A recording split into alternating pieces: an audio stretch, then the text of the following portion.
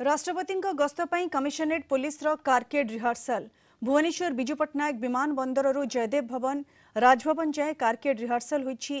आज द्वितीय पर्यायर carcade rehearsal होईछि। सुरक्षा व्यवस्था को कड़ाकड़ी करुछि पुलिस।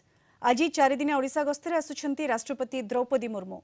संध्यारे वायुसेनार स्वतंत्र विमान रे आसी विजु पट्टनायक विमान बंदर रे पहुंचबे। सेठारु सीधासलख जयदेव भवन जाई गोपबंधुंक श्राद्ध वार्षिकी कार्यक्रम में जोगदेवे। यापरे राजभवन रे रात्रि जापन करेंगे। काली सकाळे वायुसेनार स्वतंत्र हेलिकप्टर रे पुरी जिबे। पुरी रथयात्रा रे सम्मानित अतिथि भाव जोगदेवे राष्ट्रपति द्रौपदी मुर्मू। रथ टाणिबे महामहिम। 8 तारिख में उदयगिरी बुलिबे राष्ट्रपति। राष्ट्रपति गस्त पर ब्लू बुक अनुଯାयी सुरक्षा बंदोबस्त करा जायछि। We had a briefing of the officers who are deployed for the law and order duty and the security duty at Puri for Rath Yatra duty, and all the senior officers were present, and there was general briefing on various aspects of the arrangement. With respect to visit of the Honorable President of India, we had a separate arrangement, and equally there was a briefing on that.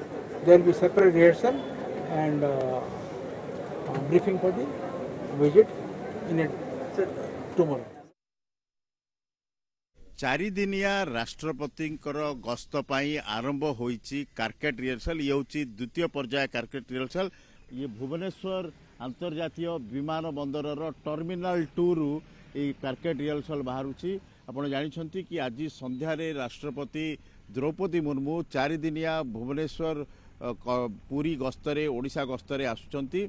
एठारे भुवनेश्वर विमान बंदर रे स्वतंत्र वायुसेनार helicopter विमान रे आसी पहुँचे और यहाँ पहरे से एठारू जिबे सीधा सड़क जिबे जयदेव भवन। सेठारे जयदेव भवन रे तांकर जो गोपबंधुंकर जो जन्म श्राद्ध वार्षिकी उत्सव रे भाग नेबे। यहाँ परे से राजभवन जिबे। सेथिपाई कमिशनरेट पुलिस पक्षरु व्यापक सुरक्षा व्यवस्था ग्रहण करा जायछि।